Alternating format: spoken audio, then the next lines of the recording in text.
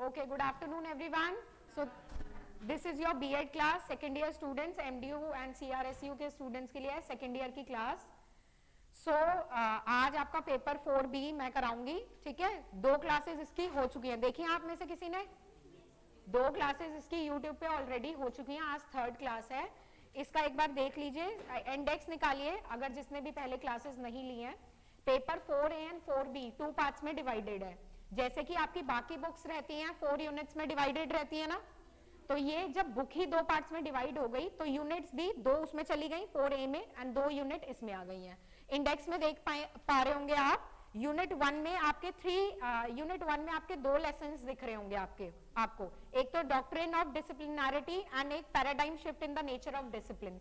2 chapter हैं first unit में and same as unit second में 3 चैप्टर्स हैं इससे रिलेटेड. यूनिट 2 ही है आपकी, यूनिट 2 ही है एंड क्वेश्चन पेपर जो होगा आपका पेपर सेम डे होता है. इसका पेपर 4A एंड 4B 1.5 घंटे का वो एंड 1.5 घंटे का ये पेपर होता है, ठीक है. 2 यूनिट इसमें आती है एंड 2 यूनिट इसमें, और शॉर्ट क्वेश्चंस भी उस हिसाब से डिवाइड हो जाते हैं, आधे 4A में आधे 4B में. तो ये 4B है आपकी. जो class first and second class हुई थी यूट्यूब पे देख लीजिएगा जिसने नहीं देखी है. उसमें मैंने आपको यूनिट 1 का चैप्टर 1 करा दिया है 2 क्लासेस में. चैप्टर 1 कराया है एंड आज स्टार्ट करेंगे आपका chapter 2. Page number is 27 in English medium. Page number 27, paradigm shifts in the nature of discipline. Unit 2 का चैप्टर 2 है ये आपका.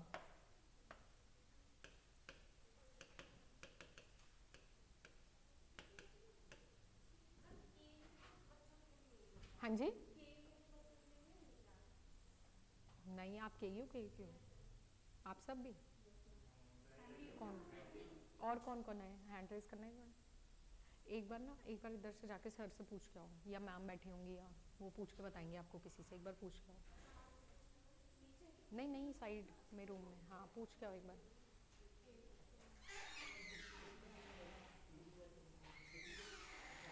चलो स्टार्ट करते हैं क्लास. Page number 27. एक्चुअली जो टॉपिक्स हैं काफी सारे हैं इस चैप्टर में और आगे पीछे दिए हुए हैं. हिंदी में कुछ और टॉपिक्स हैं, इंग्लिश में कुछ और टॉपिक्स हैं. तो सबसे पहले जो आपका चैप्टर का नेम है उसका मीनिंग समझेंगे. पैराडाइम शिफ्ट का मतलब क्या होता है. हिंदी में उसका मीनिंग नहीं दे रखा. हिंदी मीडियम वाले स्टूडेंट्स जो है नोट्स बना लीजिएगा, और इंग्लिश वाले भी नोट्स बनाते चलिए या मार्क भी कर सकते हैं आप. तो सबसे पहले पैराडाइम का मतलब समझेंगे, पैराडाइम शिफ्ट क्या होता है इनका मीनिंग समझेंगे. तो हिंदी मीडियम वाले स्टूडेंट्स लिखो प्रतिमान परिवर्तन पैराडाइम शिफ्ट को.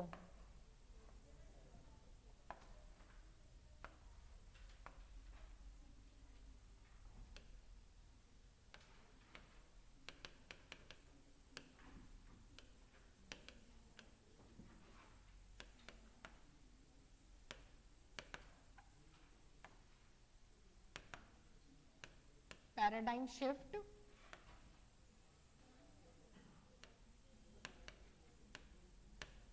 प्रतिमान परिवर्तन.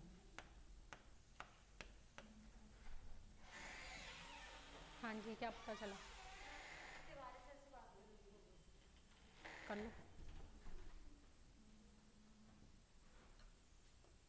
तो चलो साथ में नोट्स बनाते हुए चलिएगा.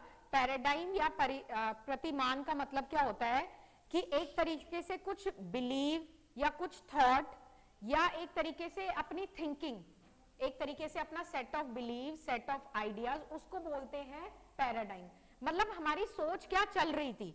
एक हमेशा एक सोसाइटी है एक जो चेंज होती रहती है, सोसाइटी चेंज होती रहती है. पहले कुछ और थिंकिंग थी, ठीक है, गेट बंद कर दें. पहले कुछ और थिंकिंग चल रही होती थी, अब कुछ और थिंकिंग चल रही है. तो एजुकेशन में भी ऐसे पहले ट्रेडिशनल जो मेथड्स थे वो क्या थे, टीचर सेंटर्ड चल रहे होते थे, ठीक है. वो एक पैराडाइम था, एक सेट ऑफ बिलीफ था, एक आइडियाज थे, थॉट्स थे जो ऐसे चल रहे थे चीजें. लेकिन अब क्या हो गया, अब चीजें स्टूडेंट सेंटर हो गई या चाइल्ड सेंटर्ड हो गई हैं. तो पैराडाइम का मतलब होता है एक सोच, एक नजरिया किसी चीज को देखने का. एक सोच या एक नजरिया, एक बिलीव, थॉट, आपके एटीट्यूड किसी चीज के लिए आपका आउटलुक क्या है, आपका नजरिया क्या है, आपका एटीट्यूड क्या है. पेज नंबर हिंदी में नहीं है इसका मीनिंग. हिंदी में डायरेक्टली पेज 50 खोल के रखिए आप अपनी बुक्स में. Paradigm shift in teaching of social science, वो स्टार्ट करेंगे। तो पहले पैराडाइम का मतलब समझिए। तो पैराडाइम का मतलब जैसे कि मैंने बताया, सेट ऑफ आइडियाज, बिलीव्स, या आपके क्या सोच रखते हैं आप, इसको बोलते हैं पैराडाइम। पैराडाइम शिफ्ट होने का क्या मतलब है? शिफ्ट हो जाना मतलब एक जगह से दूसरी जगह पे आ जाना, ठीक है। तो पहले किसी चीज को लेके क्या थिंकिंग चलती थी, इसको लेके हम पढ़ेंगे सोशल साइंस को, और साइंस में, मैथ्स में अलग अलग पहले क्या थॉट्स चलते थे और अब क्या। जैसे पहले फॉर एग्जांपल, पहले सोशल साइंस में रहता था कि जैसे 10th के बाद 3 पार्ट्स में स्ट्रीम्स डिवाइड हो जाती है आपकी, आर्ट्स, साइंस एंड कॉमर्स जो भी है। तो उसमें 3 पार्ट्स में डिवाइड हो जाती थी, लेकिन क्या माना जाता था कि जो साइंस लेने वाला स्टूडेंट है वो बहुत इंटेलिजेंट है, ठीक है, साइंस वाला स्टूडेंट बहुत इंटेलिजेंट है, और जिसने आर्ट्स ले ली तो उसको तो पूछेगा ही नहीं कोई, पूरे घर में, रिश्तेदार में कोई नहीं पूछेगा। लेकिन अब लोगों की सोच बदल रही है, उस चीज को लेके बदल रही है सोशल साइंस को। अब उसको उतनी रिस्पेक्ट मिल रही है जितनी उसको मिलनी चाहिए थी। अब लोगों को समझ आ रहा है कि उसमें भी बहुत स्कोप है, पूरा एडमिनिस्ट्रेशन डिपार्टमेंट आप उसके हेल्प से कर सकते हैं। अगर आपको उस फील्ड में जाना है आर्ट्स लेके, अगर आपको जैसे आईएएस की तैयारी करनी है, कुछ और एडमिनिस्ट्रेशन में जाना है, वो सब कर सकते हैं। और भी अदर चीजें हैं जो आप उससे कर सकते हैं, जो कि पहले नहीं थी। तो पहले की सोच वो एक पैराडाइम था या एक प्रतिमान था, उसमें अब जो शिफ्ट आ गया उसी को बोला जाता है पैराडाइम शिफ्ट। हर चीज में, सिर्फ सोशल साइंस में नहीं, साइंस में, मैथ्स में, इंग्लिश में और लैंग्वेजेस में, किसी भी चीज में कोई आपके आइडियाज में, बिलीव्स में जब परिवर्तन आ जाता है उसको बोला जाता है पैराडाइम शिफ्ट। इंग्लिश मीडियम वाले स्टूडेंट्स देखिए पेज 27 पे गिवन भी है, अ पैराडाइम इज अ स्टैंडर्ड, पहली लाइन में गिवन है आपका, अ पैराडाइम इज अ स्टैंडर्ड। कौन कौन है इंग्लिश मीडियम आपके यहाँ पे? बस एक ही है, और बुक नहीं है? अच्छा चलो लिख लो,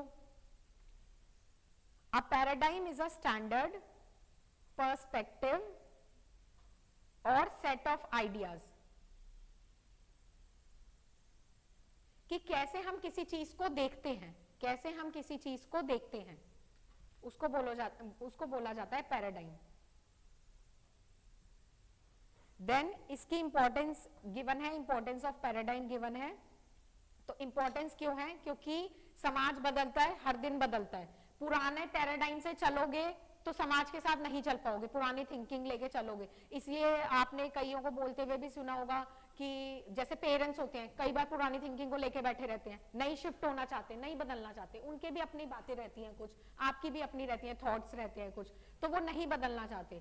तो नहीं बदलेंगे तो समाज के साथ नहीं चल पाते फिर कदम से कदम मिला के। तो वही चीज है इसमें भी कि बहुत जरूरी है कि ओल्ड पैराडाइम हटे और नए पैराडाइम की तरफ लोग बढ़े। नया का ये मतलब नहीं है कि बहुत आप वेस्टर्न कल्चर को अडॉप्ट कर लें या सारी चीजें हो जाए। नया मतलब कुछ यूनिक रहे जिससे आप कुछ सीख पाए। अब इसमें देखो क्या क्या है, नए पैराडाइम की हेल्प से क्या हुआ एजुकेशन की फील्ड में। एजुकेशन की फील्ड में क्या क्या चेंजेस आए? पहले जो चीजें टीचर सेंटर्ड रहती थी, अध्यापक अपने हिसाब से पढ़ाता था, वो सब चीजें चेंज हो गई, बच्चों के हिसाब से चीजें हो गई। बच्चे अपने हिसाब से क्या करने लगे? निर्माण करने लगे चीजों का, ठीक है, अपने आइडियाज का निर्माण करने लगे। उन्हें बोलने देने की आजादी मिल गई, स्वतंत्रता मिली ना उनको बोलने की, अपने आइडियाज को सामने रखने की। पहले बोलने नहीं दिया जाता था कि नहीं चुप रहो, अपने आइडियाज को बोलने की उनको फ्रीडम मिली। ये सब चीजें हुई। उसके बाद बच्चा जो है पैसिव नहीं रहा। अब पैसिव का मतलब समझते हैं, एक्टिव एंड पैसिव। एक्टिव, अब एक्टिव हो गया है बच्चा, पैसिव से यानी कि निष्क्रिय से सक्रिय की ओर आ गया है, निष्क्रिय से सक्रिय की ओर आ गया है, ये चीज आई। उसके बाद और इसमें इंपॉर्टेंस है कि अपनी नॉलेज का कंस्ट्रक्शन खुद करना सीख गया, लर्निंग बाय डूइंग वाली चीजें आ गई पुरानी चीजों से हटके। कॉम्पिटेंसीज बढ़ गई, टैलेंट बढ़ गया, स्टूडेंट्स की कॉम्पिटेंसी पे टीचर ध्यान देने लगा। सिर्फ वही चीजें नहीं अंजलि, ये जो टॉपिक है हिंदी में नहीं है इसलिए मैं एक्सप्लेन कर रही हूँ मीनिंग, आप लिखते हुए चलो। हिंदी में नहीं है इसका मीनिंग, पैराडाइम का मतलब वही मीनिंग ही समझा रही हूँ अभी मैं आपको। तो जैसे कहाँ पे थे हम? हाँ, तो टीचर्स भी चेंज होने लगे। टीचर्स जो सिर्फ अपने अपने बारे में सोचते थे, अब बच्चों के साथ इंटरेक्ट करने लगे, कोऑपरेशन के साथ। पहले सिर्फ उस एकेडमिक एक्टिविटीज पे ध्यान दिया जाता था, स्कॉलास्टिक एक्टिविटीज की, इंग्लिश आ जाए बच्चों को, हिंदी आ जाए अच्छे से, मैथ्स आ जाए। जो खेल कूद वाला वो जो लाइन है ना, पढ़ो लिखो बनो नवाब, खेलो कूदो बनो खराब, वो वाली चीज अब खत्म हो गई है। अब उस पर भी ध्यान दिया जाने लगा है, तो इसकी इंपॉर्टेंस इसमें आ गई। अब इससे रिलेटेड एक ई लर्निंग सिस्टम दिया हुआ है, इसको हम बाद में करेंगे, छोटा सा एक टॉपिक है, क्योंकि बाद में ये आएगा ब्रॉड वे में, डिटेल में आगे दिया हुआ है, तो आगे ही करेंगे इसको। ऑन्टोलॉजी है, एपिस्टेमोलॉजी है, ये कुछ टर्म्स है जिन्हें आपको समझना है, ये मैं बाद में आपको कराऊंगी, आगे भी आएंगी अभी ये टर्म्स। अब देखो और है importance of paradigm shift in education, दोबारा से इसकी इंपॉर्टेंस दे रखी है, मीनिंग दे रखा है पेज 30 पर मीनिंग दे रखा है। अगर आपको डेफिनेशन लिखनी है, इंग्लिश मीडियम वाले बच्चे एक डेफिनेशन लिखो।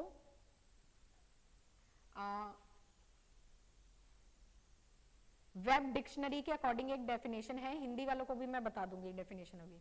वेब डिक्शनरी के अकॉर्डिंग एक डेफिनेशन है, it is an important change, it is an important change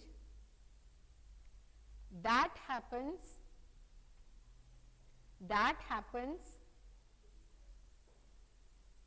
when the usual way of thinking about or doing something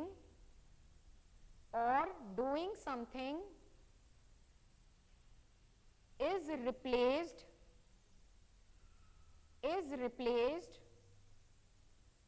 by a new and different way। बहुत easy सी definition है, देखो simple क्या बोला गया इसमें, it is an change, एक बदलाव है, लिखना चाहो हिंदी में लिख लो, शॉर्ट फॉर्म में डेफिनेशन प्रॉपर दे दूंगी मैं आपको। एक बदलाव है, ठीक है, it is an important change, एक महत्वपूर्ण बदलाव है, यह एक महत्वपूर्ण बदलाव है, यह एक महत्वपूर्ण बदलाव है जब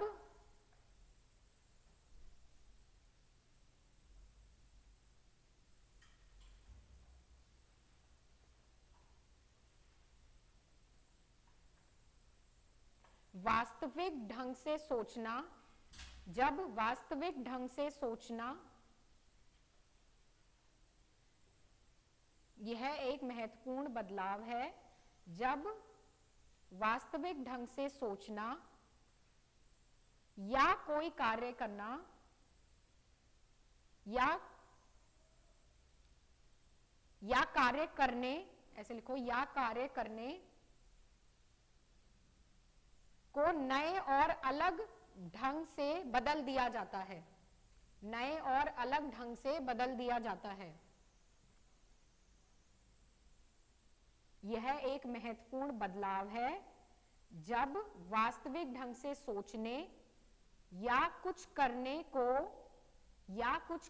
को नए और अलग ढंग से बदल दिया जाता है। बहुत सिंपल सी बात कही गई है कि कुछ काम कर रहे हो या सोच रहे हो, दोनों पुरानी चीजों को नए चीज से करने लगना, उसी को बोला जाता है पैराडाइम शिफ्ट। जैसे पहले अगर किचन की बात ली जाए, पहले चटनी कैसे पीसी जाती थी, देखा था ना, सील होता था, उस पर बट्टे से पीसी जाती थी, लेकिन फिर मिक्सचर ग्राइंडर आ गई, ये सब चीजें आ गई, उसमें पीसी जाती है, वो भी एक पैराडाइम शिफ्ट है। कुछ काम करने का तरीका या सोचने का तरीका जब बदल जाता है, तो इसी को बोला जाता है पैराडाइम शिफ्ट। और देखो नेक्स्ट है, इसमें आपको गिवन है एजुकेशन से रिलेटेड क्या चीजें गिवन है कि एजुकेशन में पहले जो चीजें थी वो बदल के अब क्या हो गई, अब ज्यादा बौद्धिक चीजें हो गई, सोशियो कॉग्निटिव साइकोलॉजी आ गई और ज्यादा meaning based views of language हो गए। इसको अभी एक्सप्लेन करती हूं मैं, रुको। क्या क्या चीजें हो गई, attention on the role of learner, अधिगमकर्ता के कर्तव्यों की ओर ध्यान दिया जाने लगा है, अधिगमकर्ता के कर्तव्यों की ओर ध्यान दिए जाने लगा है, वही टीचर से स्टूडेंट सेंटर जो चीजें हो गई।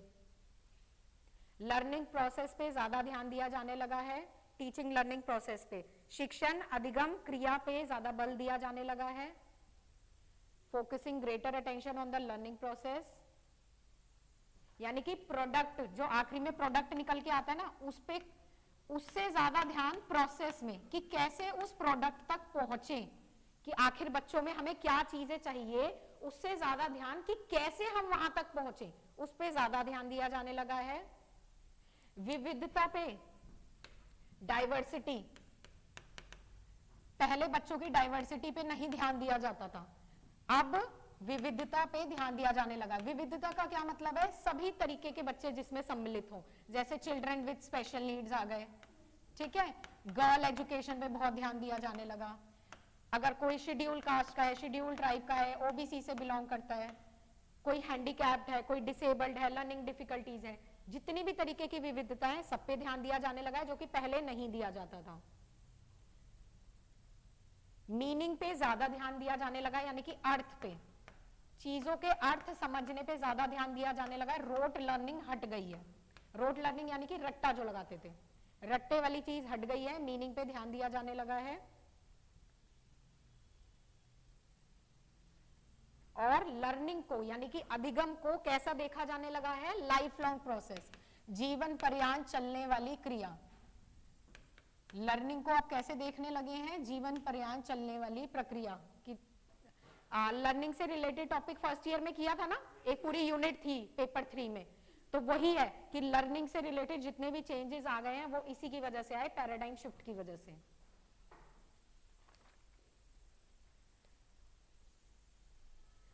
और क्या क्या चेंजेस हैं? और भी चेंजेस गिवन है पेज 32 पे देखो। 21st सेंचुरी के अकॉर्डिंग एजुकेशन में और क्या क्या चेंजेस आ गए?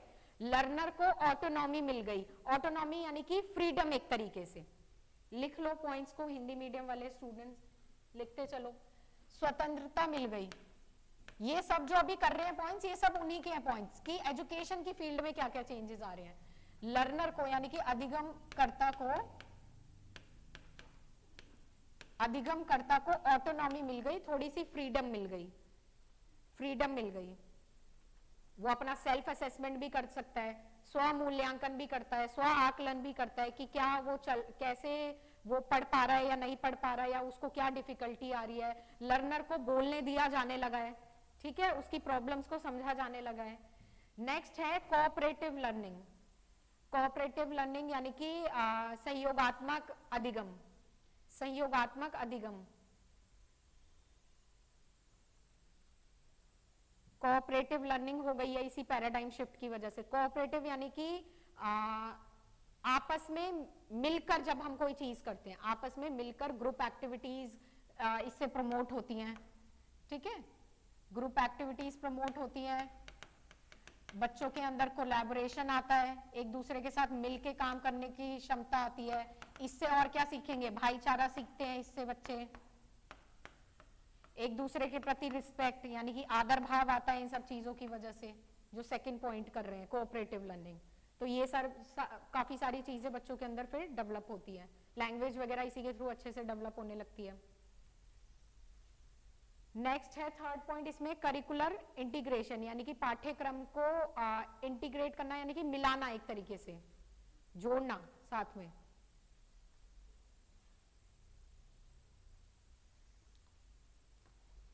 पेपर 4A की जो बुक है ना, लैंग्वेज अक्रॉस करिकुलम, वो इसी पे बेस्ड है, करिकुलम इंटीग्रेशन पे। करिकुलम इंटीग्रेशन पे कैसे बेस्ड है कि एक जगह पे सीखी गई चीज, जो एक टीचर अगर मान लो सोशल स्टडीज का टीचर है या साइंस का टीचर है, तो उसका सिर्फ ये जिम्मेदारी नहीं बनती कि वो अपने सब्जेक्ट की ही नॉलेज दे। मान लो वो टीचर रीडिंग करा रहा है क्लास में बच्चों को, किसी एक बच्चे को बुला लिया उसने रीड करने के लिए, अगर वो बच्चा कोई वर्ड गलत प्रोनाउंस कर रहा है या गलत बोल रहा है या नहीं पढ़ पा रहा, तो टीचर को इग्नोर नहीं करना चाहिए, बताना चाहिए। उसको ये नहीं समझना चाहिए कि यार ये तो इंग्लिश वाले टीचर की जिम्मेदारी है या ये तो हिंदी वाले टीचर की जिम्मेदारी है लैंग्वेज समझाना। ऐसा नहीं होना चाहिए, इंटीग्रेशन होना चाहिए। अगर बच्चा नहीं पढ़ पा रहा तो आप भी बता सकते हैं। तो इसी को बोला जाता है कि लैंग्वेज अक्रॉस करिकुलम, की जो लैंग्वेज का इस्तेमाल, ये सब लैंग्वेज है ना, बुक में जो पढ़ रहे हो लैंग्वेज है, तो लैंग्वेज का इस्तेमाल जब हर सब्जेक्ट में होता है, हर सब्जेक्ट को समझने के लिए, तो हर टीचर की भी तो जिम्मेदारी बनेगी कि लैंग्वेज को सुधारे बच्चों की। सिर्फ इंग्लिश या हिंदी की टीचर की तो जिम्मेदारी वो नहीं बनेगी। जब आप इस्तेमाल लैंग्वेज का हर जगह कर रहे हैं, वो पूरी 4A की बुक उसी पे आधारित है आपकी, ये करिकुलम इंटीग्रेशन पे। देन है फोकस ऑन मीनिंग, अर्थ के ऊपर ज्यादा ध्यान, ये कर लिया हमने ये वाला पॉइंट कि मीनिंग के ऊपर ज्यादा ध्यान, रोट लर्निंग के ऊपर कम ध्यान। नेक्स्ट है डाइवर्सिटी, डाइवर्सिटी वाला टॉपिक भी पढ़ चुके हैं हम, विविधता होनी चाहिए, अलग अलग IQ के बच्चे होते हैं। फिर है थिंकिंग स्किल्स, बच्चों की थिंकिंग स्किल डेवलप करने पे ध्यान दिया जाने लगा है कि बच्चे सोचे। कैसे थिंकिंग स्किल्स डेवलप होंगी? जब उन्हें हम प्रॉब्लम सॉल्विंग एक्टिविटीज देंगे, कुछ ऐसी एक्टिविटीज देंगे जिसमें दिमाग लगे, ग्रुप प्रोजेक्ट्स देंगे, उससे लीडरशिप भी डेवलप होगी, नेतृत्व का विकास भी होगा। नेक्स्ट है ऑल्टरनेटिव असेसमेंट, यानी कि जो आपका आकलन किया जाता है बच्चों का आकलन। पहले सिर्फ क्या होता था? रिटन एग्जाम, बड़े बड़े एग्जाम, बोर्ड के एग्जाम, ये एग्जाम वो एग्जाम, सिर्फ रिटन एग्जाम, वो भी किसके? सिर्फ बुकिश नॉलेज के। लेकिन अब जो नया पैटर्न आने लगा है, लोग क्या कहने लगे हैं कि पूरे साल भर चलता रहे बच्चों का आकलन, पूरे साल भर बच्चों का आकलन चलता रहे। जो इवैल्यूएशन, आपने उसी बुक में इवैल्यूएशन भी पढ़ा होगा कि पूरे साल CC process, continuous and comprehensive evaluation हमेशा चलता रहे। तो अलग तरीके का असेसमेंट आया, किसकी वजह से? पैराडाइम शिफ्ट की वजह से। पहले कुछ और चलता था, अब कुछ और। रिटन टेस्ट में भी बदलाव आए। कैसे बदलाव? पहले सिर्फ ऐसे टाइप के क्वेश्चन दिए जाते थे, लेकिन अब short answer type question, match the following, tick the correct answer, short answer type question, long answer type question, काफी अलग अलग उसमें चेंजेस आ गए हैं। नेक्स्ट है और लास्ट है इसका पॉइंट, पैराडाइम शिफ्ट की वजह से एजुकेशन में क्या चेंज आया? टीचर एज अ को लर्नर। टीचर पहले नहीं सीखता था, वो एक बार अपॉइंट हो गया, उसको लगा कि अब मुझे सारा ज्ञान है, मैं बच्चों को ज्ञान दे सकता हूँ, वो आगे अपनी ना प्रैक्टिस जारी रखता था। बहुत कम जो होते थे जो प्रैक्टिस अपनी जारी रखते थे, पढ़ाई करते रहते थे। प्रैक्टिस का ये मीनिंग है पढ़ाई करते रहते थे, साथ साथ नया सीखते रहते थे। लेकिन अब टीचर साथ साथ को लर्नर्स बन गए हैं। को लर्नर्स यानी कि बच्चों को भी सिखाते हैं, बच्चों से भी सीखते हैं, बच्चों के साथ साथ भी सीखते हैं। ये तीनों चीजें आ गई हैं, तो टीचर एज अ को लर्नर हो गया। नेक्स्ट एक्सप्लेन किया गया आपका। अब बीच में टॉपिक आपको पेडागोजी का दिख जाएगा, लेकिन पेडागोजी टॉपिक बाद में स्टार्ट करेंगे। पहले इसी से रिलेटेड जो टॉपिक है उसको ही फिनिश करेंगे। पेज नंबर, हिंदी मीडियम वाले स्टूडेंट्स निकालो 50, पेज नंबर 50, पैराडाइम शिफ्ट से रिलेटेड ही जो है आपका। और इंग्लिश में है पेज नंबर 48 निकाल लो इंग्लिश में। इंग्लिश में पेज 48, हिंदी में है 50। पैराडाइम शिफ्ट जो पढ़ रहे हैं, अब इसको हम अप्लाई कैसे कैसे हुआ, कहां कहां पे। सबसे पहले स्टार्ट होता है सोशल साइंस से, सामाजिक विज्ञान से, कि सोशल साइंस में पहले क्या चीजें थी, अब क्या चीजें हैं, इतना पढ़ना है हमें इसमें। तो देखो पहले क्या चीजें थी,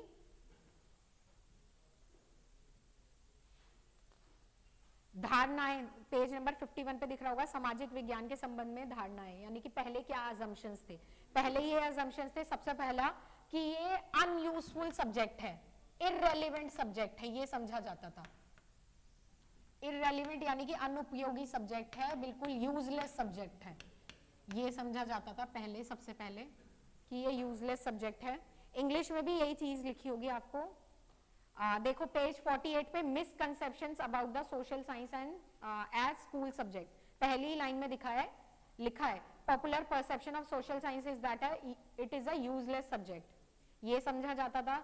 दूसरा ये समझा जाता था कि बहुत मतलब इंटरेस्टिंग सब्जेक्ट नहीं है, अनइंटरेस्टिंग है, बहुत ज्यादा रोचक सब्जेक्ट नहीं है, कोई इसमें ऐसी चीज नहीं है जिसमें करने में बहुत मजा आए, तो ये समझा जाता था।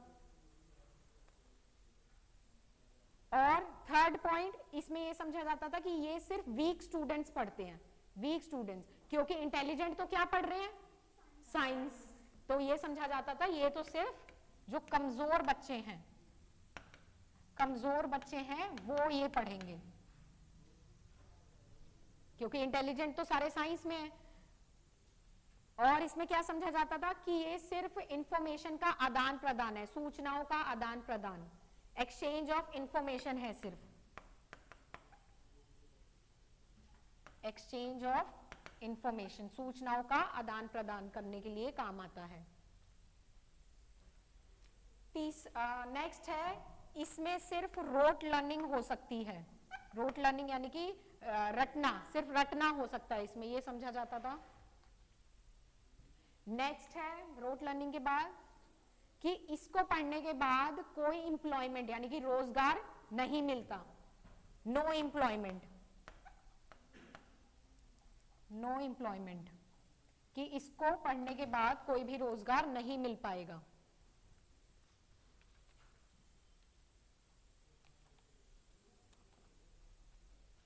ठीक है, अब है रिकमेंडेड चेंजेस। ये तो हो गई पुरानी धारणाएं सारी, पुराने अजम्पशंस क्या चलते थे। अब हो गई इसके लिए सुझाव। पेज 52 पे टॉप पे गिवन है हिंदी में, एंड इंग्लिश में है आपका रिकमेंडेड चेंजेस पेज 48 पे। पहला चेंज है देखो, विषय वस्तु के भार को कम करना, यानी कि लोड ऑफ कंटेंट। कि विषय वस्तु देखो, सोशल साइंस अपने में बहुत बड़ा सब्जेक्ट है, आप जानते हो इसके अंदर काफी सारे सब्जेक्ट्स हैं, ठीक है, काफी सारे सब्जेक्ट्स इसमें कंबाइंड होते हैं। सिविक्स हो गया, और आपका पॉलिटिकल साइंस हो गया, हिस्ट्री हो गया, ज्योग्राफी हो गया, इसमें ऑलरेडी इतने सारे सब्जेक्ट्स हैं, तो इस कंटेंट को थोड़ा कम किया जाए। तो एनसीईआरटी ने इसके ऊपर फोकस किया कि जो इररेलेवेंट चीज है, इररेलेवेंट क्या मतलब होता है, जो जरूरी नहीं है उसको हटाया जाए, कंटेंट से उसे हटाया जाए, और जो जरूरी चीजें हैं सिर्फ उन्हें रखा जाए। पहला तो ये सुझाव हो गया। दूसरा सुझाव हो गया आपका इसमें डाइवर्सिटी एंड लोकल कंटेंट। बच्चों को ऐसी चीजें पढ़ाई जाए जो वो आसपास देख पा रहे हो, तब उससे क्या होगा, जो ये अनइंटरेस्टिंग है वो इंटरेस्टिंग हो जाएगा।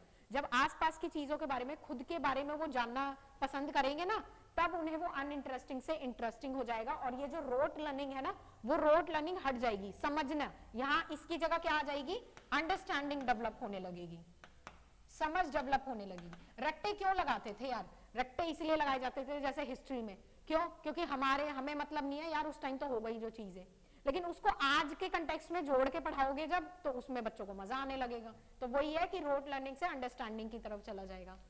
फिर है नेक्स्ट, साइंटिफिक एक्यूरेसी, वैज्ञानिक परीक्षण होना चाहिए, यानी कि प्रूव करना आना चाहिए। जैसे साइंस में क्यों बच्चों को ज्यादा इंटरेस्ट आता था, क्योंकि एक्सपेरिमेंट्स करते थे, प्रयोग करते थे।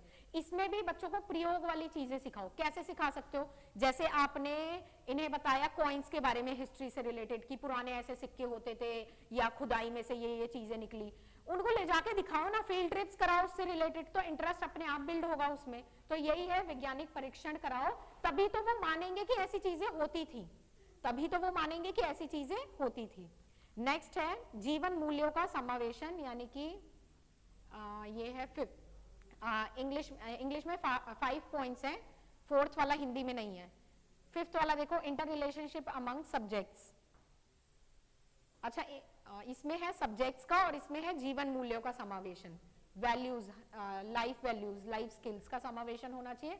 और इसमें है कि आपस में जो भी सब्जेक्ट्स हैं सोशल साइंस के, हिस्ट्री, ज्योग्राफी, ये आपस में इंटर रिलेट करें, आपस में इंटर रिलेट करें। कैसे इंटर रिलेट कर सकते हैं, अच्छा बताओ, चलो हिस्ट्री और ज्योग्राफी आपस में कैसे इंटर रिलेट करके बता सकते हो, उन्हें कुछ एग्जांपल दो। ऑनलाइन जो भी हैं स्टूडेंट्स, अनीश, अंजलि, और कौन है, गुरप्रीत, कोमल, मोनिका, श्वेता, बहुत सारे बच्चे हैं, जितने भी ऑनलाइन है सबको कह रही हूं मैं।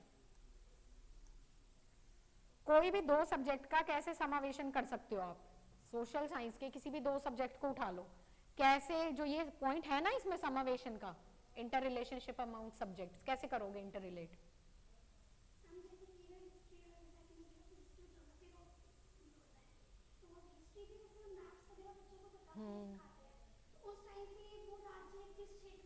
वेरी नाइस,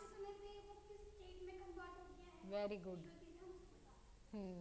इसी से रिलेटेड मिनरल्स वाला भी बता सकते हो कि खाद्य पदार्थ उस टाइम पे ये थे, अब यहाँ पे है खाद्य पदार्थों को भी, कपड़े भी हो सकते हैं। वेरी गुड, तो बहुत अच्छा एग्जांपल दिया। और बताओ ऑनलाइन जो बच्चे हैं,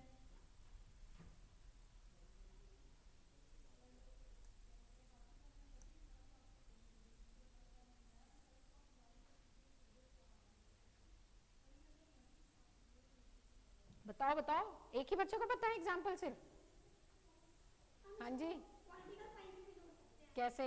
जैसे पिछले जैसे पहले था कि जैसे अभी डेमोक्रेसी लोकतंत्र के बारे में बच्चे तभी जानेंगे जब वो राजतंत्र को समझेंगे। Very good. और पहले हिस्ट्री में हमारा राजतंत्र चलता था, तो वो चीज को समझेंगे कि कैसे राजा रूल करते थे, हाँ, कैसे उनके मंत्री या फिर जो अलग-अलग होते हैं ना, जो छोटे-छोटे प्रांतों को संभालते थे, वो लोग किस तरीके से अपना काम करते थे, कैसे उस टाइम, ठीक है, हाँ, टैक्स वाला भी समझा सकते हैं। काफी सारी चीजें हैं जो समझाई जा सकती हैं।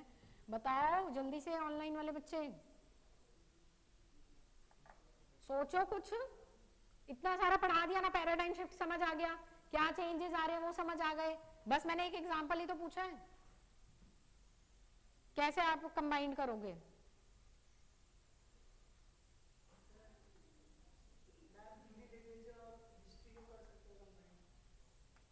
सोशल साइंस के सब्जेक्ट्स को, अच्छा वो बता दो, नॉर्मल सब्जेक्ट्स को भी तो इंटर रिलेट करके पढ़ाया जा सकता है, कोई नहीं वही बताओ।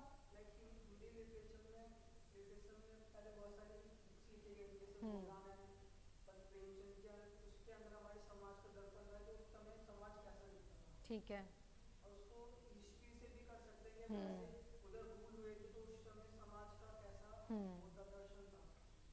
ठीक है, मेटल से रिलेट करके बता सकते हैं हिस्ट्री को। और क्या है, like economics can be related to budgets, are export imports earlier क्या होते हैं, अभी क्या होते हैं, ठीक है, correct. Economics can be related to geography, good, ठीक है, करेक्ट। चलो नेक्स्ट देखो, objectives of teaching social studies, कि सोशल स्टडीज क्यों पढ़ाई जाती है? सोशल का क्या मतलब है? समाज, तो बच्चे समाज के बारे में समझे, समाज को समझे, समाज में क्या क्या, कि कैसा हमारा डेमोक्रेसी सिस्टम है, कैसा क्या क्या मूल्य है, न्याय हो गया, स्वतंत्रता हो गया, समानता हो गया, इक्वालिटी हो गया, भाईचारा।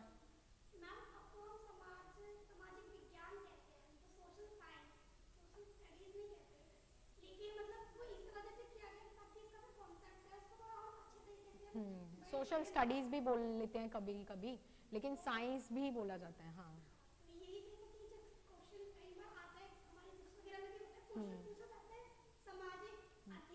सामाजिक अध्ययन, सामाजिक विज्ञान।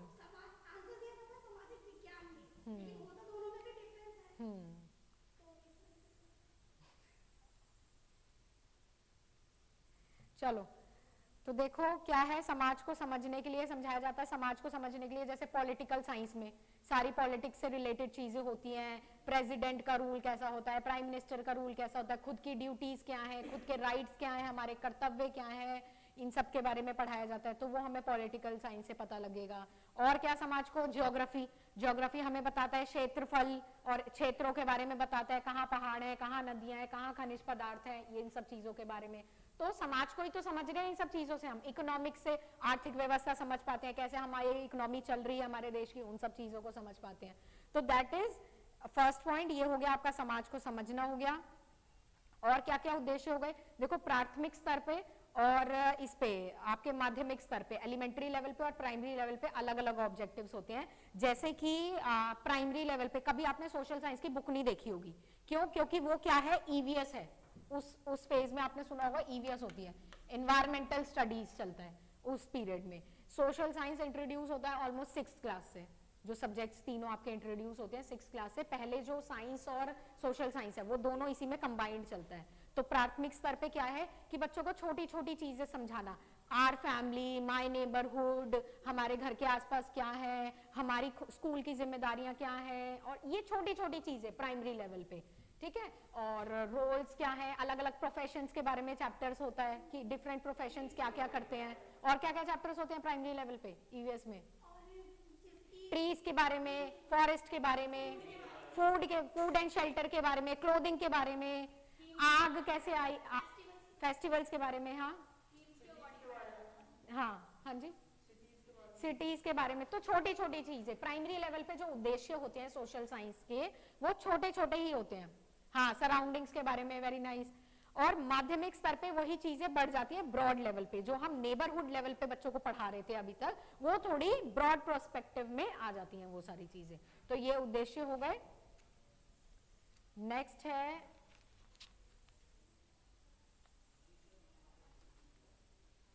पहले हिंदी मीडियम वाला फिनिश करते हैं, फिर इंग्लिश में से भी यही टॉपिक करेंगे। तो नेक्स्ट पेज पे देखो, पेज 54 पे, हाँ, हेल्थ एंड सेफ्टी सब कुछ पढ़ाया जाता है, ट्रैफिक वगैरह से रिलेटेड चीजें पढ़ाई जाती है, रूल्स क्या होते हैं, ये सब चीजें छोटी छोटी। और उसके लिए उन्हें लेके भी जाया जाता है, छोटी छोटी फील्ड ट्रिप्स वगैरह दिखा दी जाती है, रेल म्यूजियम और साइंस म्यूजियम, इस तरीके की चीजें।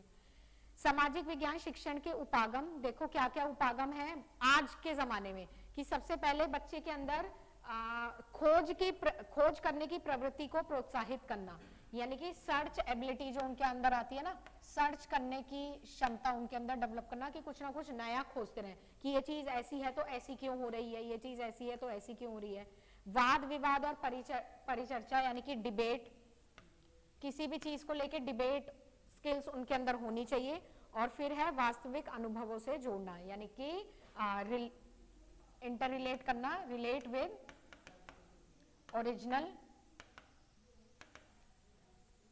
ओरिजिनल लाइफ कह सकते हैं, रिलेट विद ओरिजिनल लाइफ या रियलिटी के साथ रिलेट करना जो भी चीजें चल रही हैं। इंग्लिश में देखो what is social studies, what are the characteristics of a good social studies curriculum, page 49 पे है।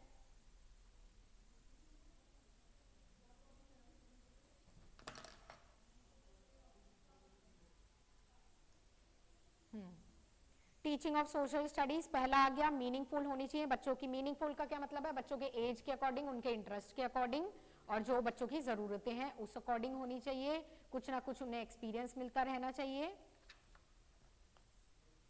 सबसे पहला आ गया teaching of social studies. Characteristics लिखने हैं, लिखना चाहो तो हिंदी वाले भी लिख सकते हो। विशेषताएं, विशेषताएं सोशल स्टडीज की टीचिंग से रिलेटेड, सोशल स्टडीज की टीचिंग से रिलेटेड कि सबसे पहला हो गया अर्थपूर्ण। अर्थपूर्ण के अंदर काफी सारी चीजें हैं, सब पॉइंट्स हैं बहुत सारे। पहला है अर्थपूर्ण। अर्थपूर्ण होने का मतलब है उनकी उम्र के हिसाब से, उनकी जरूरतों के हिसाब से, एबिलिटीज के हिसाब से, साथ साथ उनको ये इसी के अंदर के पॉइंट्स बोल रही हूं मैं अभी। उनको अनुभव मिले चीजों का, उनको अनुभव मिले चीजों का। करिकुलम सिर्फ ये ना हो कि हिस्ट्री में या किसी और चीज में लोगों ने क्या क्या हासिल किया, क्या क्या अच्छा पाया, बल्कि फेलियर्स भी बताने चाहिए बच्चों को कि यहाँ पे हम फेल भी हुए। जैसे आपकी फ्रीडम फाइट, जो आपका जो ये हिस्ट्री है, ठीक है, मॉडर्न हिस्ट्री जो आपका है, उसमें सिर्फ ये चीजें थोड़ी बताई आपको डायरेक्ट 1947 में आजादी कैसे मिल गई।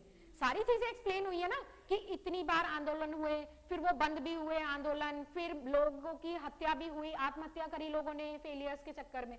तो सिर्फ अचीवमेंट्स ना बता के, उपलब्धियां ना बता के फेलियर्स भी बताए जाएं, ऐसा करिकुलम होना चाहिए।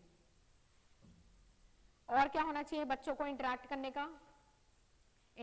का मौका मिलना चाहिए। आउटर वर्ल्ड से कनेक्शन होना चाहिए।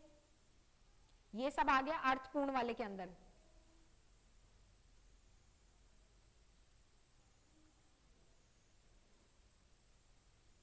और क्या चीजें हैं, इसी में लिख लो सारे पॉइंट, मतलब और भी पॉइंट्स लिख लो। वैल्यू बेस्ड होना चाहिए, मूल्य पे आधारित होना चाहिए, सह संबंध रखने वाला होना चाहिए, इंटीग्रेटेड सह संबंध रखने वाला होना चाहिए।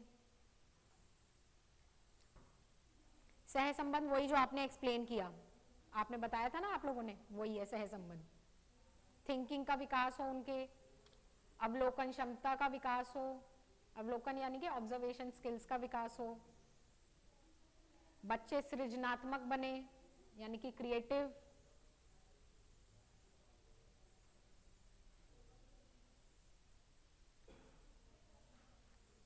कम्युनिटी में जो रिसोर्सेज हैं, यानी कि समाज में जो संसाधन है, उनको कैसे देखना है, कैसे उसका इस्तेमाल करना है, वो उन्हें आना चाहिए।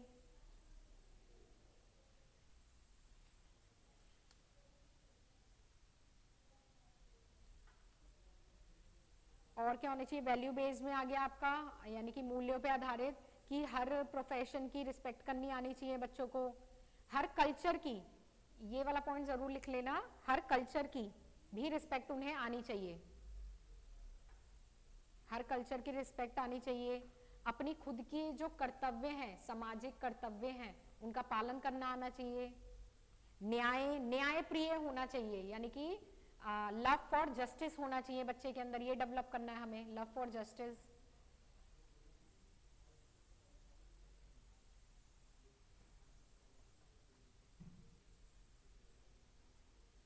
चैलेंजेस, चुनौतीपूर्ण होना चाहिए करिकुलम सोशल स्टडीज का। चुनौतीपूर्ण यानी कि कुछ ना कुछ चैलेंजेस मिलते रहें जिन्हें वो प्रूव करते रहें, कुछ ना कुछ चैलेंजेस मिलते रहें जिन्हें वो प्रूव करते रहें। अवसर मिलने चाहिए, अपॉर्चुनिटीज, अपॉर्चुनिटीज मिलनी चाहिए। किस बात की अपॉर्चुनिटीज? जो डिबेट वगैरह वाला पॉइंट किया था ना, डिबेट में भागीदारी लेने के लिए अपॉर्चुनिटीज मिलनी चाहिए, काम करने के लिए अपॉर्चुनिटी मिलनी चाहिए, कुछ नया फाइंड आउट करने के लिए अपॉर्चुनिटी मिलनी चाहिए। नेक्स्ट है एक्टिव, यानी कि सक्रिय होना चाहिए। जो भी टीचिंग जो भी मेथड रहेंगे आपके, टीचिंग रहेगी जो भी सोशल स्टडीज की, वो सक्रिय रहनी चाहिए। ऐसा वातावरण बनाना चाहिए, यानी कि क्लाइमेट अच्छा होना चाहिए बच्चों को पढ़ाने के लिए। क्लाइमेट यानी कि वो क्लाइमेट नहीं मौसम की बारिश नहीं हो रही है तब पढ़ाना है, या धूप नहीं हो रही तब पढ़ाना, वो क्लाइमेट नहीं। क्लासरूम क्लाइमेट, क्लासरूम क्लाइमेट अच्छा होना चाहिए। लचीलापन होना चाहिए, यानी कि फ्लेक्सिबिलिटी, लचीलापन, फ्लेक्सिबिलिटी होनी चाहिए। वैरायटी होनी चाहिए, विविधता बहुत सारी अलग अलग चीजों को करने के लिए। बच्चों को प्रोत्साहित करना चाहिए कि वो पार्टिसिपेट करें एक्टिविटीज में, ग्रुप एक्टिविटीज हो गई या वैसे ही एक्टिविटीज हो गई, उसमें प्रोत्साहित करना चाहिए। ये सारी चीजें इसके अंदर आ गई। और छोटा सा एक पैराग्राफ दिया है कि सोशल साइंस की सोशल साइंस टीचर की क्या क्या रिस्पॉन्सिबिलिटीज हैं, तो इसको आप रीड कर लेना। छोटा सा ही गिवन है, इसमें कुछ है नहीं, जो अभी तक पढ़ा उसी से रिलेटेड ही है। नेक्स्ट स्टार्ट होता है आपका, ये तो हमने सोशल साइंस से रिलेटेड चीजें कर ली कि पहले क्या था अब क्या है, और टीचिंग उसकी कैसे आप अच्छी बना सकते हो। 3 चीजें इसमें कर ली। नेक्स्ट अब आता है इसमें आपका साइंस से रिलेटेड पैराडाइम शिफ्ट, विज्ञान से रिलेटेड, विज्ञान से रिलेटेड। पेज नंबर 54 है हिंदी में एंड पेज नंबर 52 है इंग्लिश में। मीनिंग ऑफ साइंस गिवन है आपको, साइंस क्या होता है, साइंस में क्या क्या पैराडाइम शिफ्ट आए।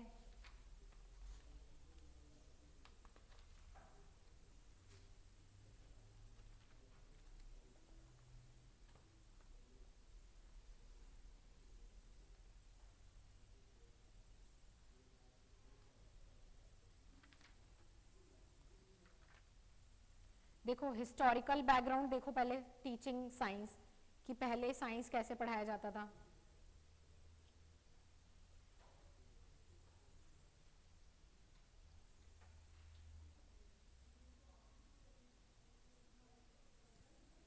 तो पहले के मेजर ऑब्जेक्टिव्स लिखे हैं पेज 53 पे, पेज 53 पे कि पहले पहले हिस्टोरिकल बैकग्राउंड क्या था, ऐतिहासिक जो चीजें थी वो कैसी होती थी।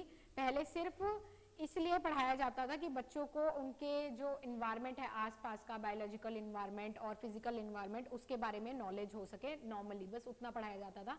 इन्वेस्टिगेशन जो वर्ड है ना कि बच्चे खुद से करके कोई चीज सीखे, उस पर कम ध्यान दिया जाता था पहले। इस कम ध्यान दिया जाता था, उसका ये नतीजा हुआ कि ज्यादा चीजें डेवलप नहीं हो पाई साइंस की फील्ड में। लेकिन अब देखो कैसे नई नई टेक्नोलॉजी आ रही है। वो किस वजह से नई नई टेक्नोलॉजी आ रही है? क्योंकि अब करिकुलम चेंज हो गया है साइंस का। अब प्रैक्टिकल वर्क पे अब ज्यादा फोकस किया जाने लगा है थ्योरी से। सिर्फ थ्योरी पढ़ाई जाती थी पहले, प्रैक्टिकल वर्क पे नहीं ध्यान दिया जाता था, लेकिन अब प्रैक्टिकल वर्क पे भी पूरा ध्यान दिया जाने लगा है। ये पहले वाली चीजें हो गई और अब वाली चीजें हो गई। इंडियन एजुकेशन कमीशन के द्वारा कुछ रिकमेंडेशंस गिवन है। Indian education commission, Kothari commission जो आपका है 1964 टू 66, उनके द्वारा कुछ ये दी गई हैं आपको रिकमेंडेशंस। इसमें लिखा है all subjects including science and maths were to be compulsory for all students up to class 10th as a part of general education. पहले बच्चे क्या होता था, साइंस से भागने लगते थे, ठीक है, लेकिन फिर क्या कर दिया कोठारी कमीशन ने, 10th क्लास तक, आप सबने भी पढ़ी है, हम सबने पढ़ी है, 10th क्लास तक कंपल्सरी कर दिया गया साइंस को एज अ बाकी सब्जेक्ट्स की तरह पढ़ाना। 10th के बाद आप ऑप्ट कर सकते हैं, है ना। ये उसी टाइम हुआ था, 10+2+3 के सिस्टम में इसे लाया गया था। उसके बाद जो अभी ईवीएस वाला पॉइंट बताया मैंने कि अप टू क्लास 5th जो साइंस है उसको इंटीग्रेट करके पढ़ाया जाता किसके साथ, सोशल साइंस के साथ। तो अप टू क्लास 5th ये होता था, ये भी कोठारी कमीशन द्वारा दिया गया था। Environmental studies EVS।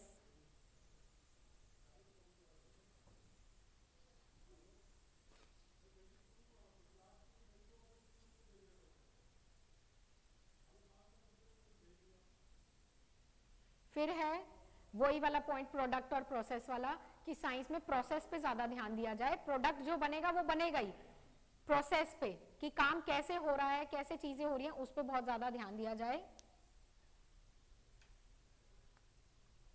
और कैसा करिकुलम होना चाहिए, बच्चों को पूरे पूरे अवसर मिले, वही ऑलमोस्ट सेम ही पॉइंट्स हैं, ऑलमोस्ट सेम पॉइंट्स है जो सोशल साइंस में, बच्चों को अवसर मिले। इसमें अवसर वाला पॉइंट इंपॉर्टेंट है, क्यों? क्योंकि ये प्रैक्टिकल वाली चीज है, क्योंकि ये प्रैक्टिकल वाली चीज है, करके नहीं सीखेंगे तब तक साइंस नहीं आएगी, पढ़ने से, तो करके नहीं सीखेंगे, इसलिए उन्हें अपॉर्चुनिटीज, एम्पल अपॉर्चुनिटीज उनको मिलनी चाहिए। जैसे पहले क्या होता था, बहुत पहले, कि साइंस पढ़ाई तो जाती थी लेकिन सिर्फ क्लास में, लैब में नहीं लेके जाया जाता था, लैब्स में कम, जैसे 11 12 में भी पढ़ते थे कि साइंस लैब, फिजिक्स लैब हो गई, केमिस्ट्री लैब हो गई, बायो लैब, बहुत कम लेके जाया जाता था कि चलो क्लास में ही पढ़ लो बस। लेकिन अब पूरा पूरा स्पेशल डिवाइड, जो टाइम टेबल है उसको डिवाइड कर दिया जाता है स्कूल्स में, कि इतनी क्लासेस आप थ्योरी की लेंगे, इतनी क्लासेस आपको लैब में लेके जाना है बच्चों को, अब वो पूरी चीजें डिवाइडेड हो गई हैं। तो यही है, साइंस में ज्यादा कुछ है नहीं, ऑलमोस्ट सिमिलर है, उससे रिलेटेड ही है।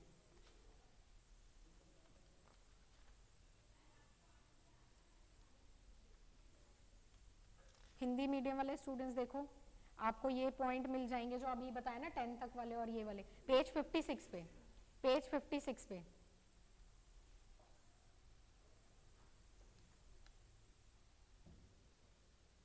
ठीक है, इसमें वो ये सामान्य शिक्षा के तहत ही 10वीं तक अनिवार्य कर दिया गया।